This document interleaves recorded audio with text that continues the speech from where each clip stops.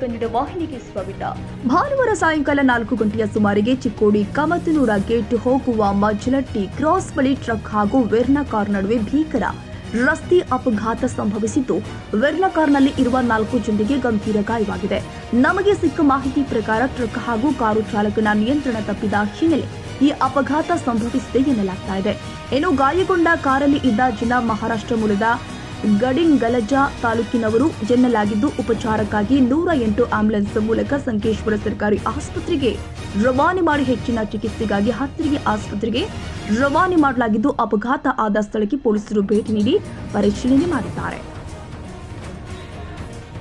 ತಾಜಾ ಸುದ್ದಿಗಾಗಿ MTV news 24x7ಗೆ subscribe ಮಾಡಿ ಮತ್ತು ಬೆಲ್ ಐಕಾನ್ ಅನ್ನು ಒತ್ತಿ. ತಪ್ಪದೇ ಲಿಂಕ್ ಶೇರ್ ಮಾಡಿ.